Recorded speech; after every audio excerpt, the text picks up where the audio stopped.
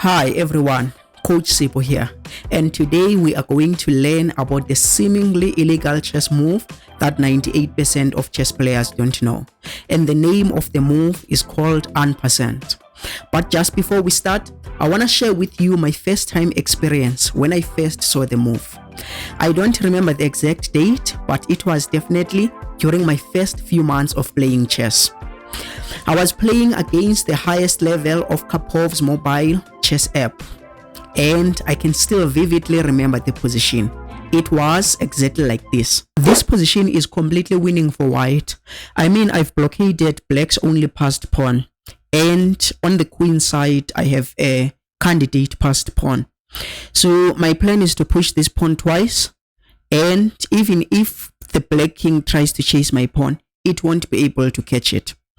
By the way, if you want to see if your opponent's king will be able to catch your pawn or not, I recommend that you use the rule of square instead of calculating one move at a time. I move there, my opponent goes there, I go there, my opponent goes there.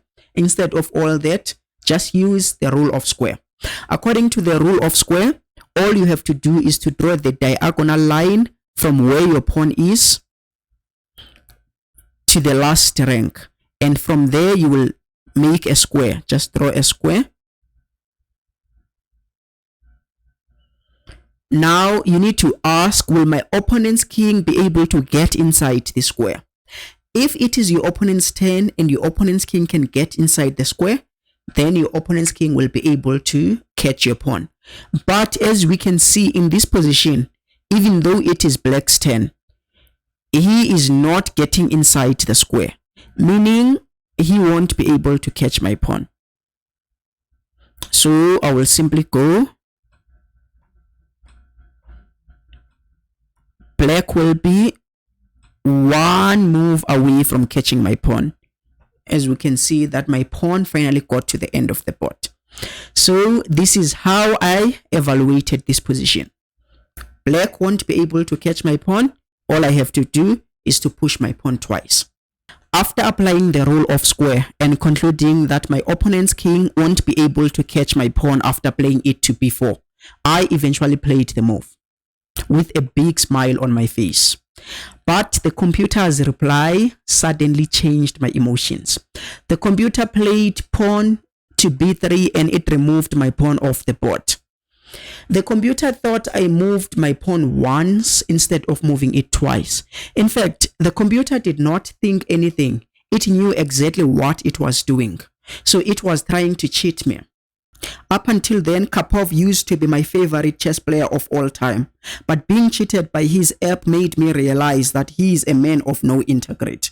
I suddenly lost all the respect I had for him. He and his app deprived me of a chance of defeating my idol's chess app highest level. I was going to be the first player ever amongst my friends in my suburb to ever beat that level. But they took that away from me. I was never gonna be able to orchestrate that winning position against that level again.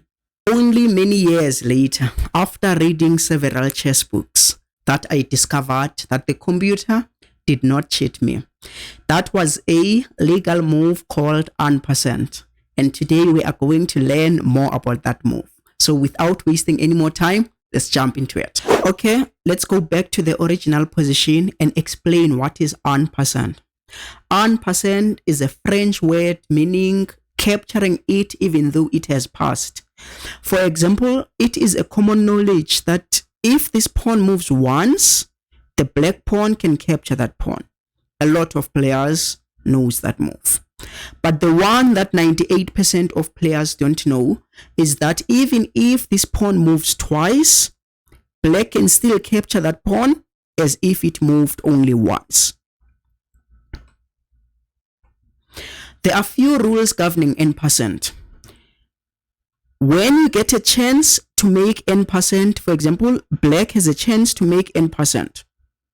But black must do it now or never. Meaning you cannot postpone this move for later.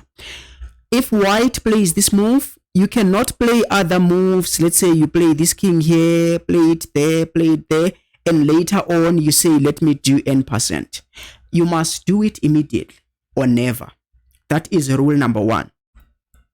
Rule number 2 is that you can only do n% after the opponent's pawn has moved twice. Because I've seen such situations where white has a pawn here and it is white's turn in this position. If white plays here, and you will see some students capturing this pawn and they say they are doing n%. You cannot do that. You can only do n% after the opponent has moved 2 squares with his or her pawn. As we can see in this position, white did not move 2 squares. He moved 1 square. If the pawn was from this square, white would move 2 squares and black would be able to do n%. In short, you can only do n% if you never got a chance to capture the pawn. For example, if white plays this pawn once, black has a chance of capturing the pawn, but he chose to not capture the pawn and play something else. Now, if white plays here, you cannot do n% because you got a chance to capture the pawn, but you chose not to. Unlike in this position where white plays twice, we can all see that this black pawn never got a chance to capture the white pawn. White just played twice, giving black no chance of capturing the pawn. In such situations, you do n%.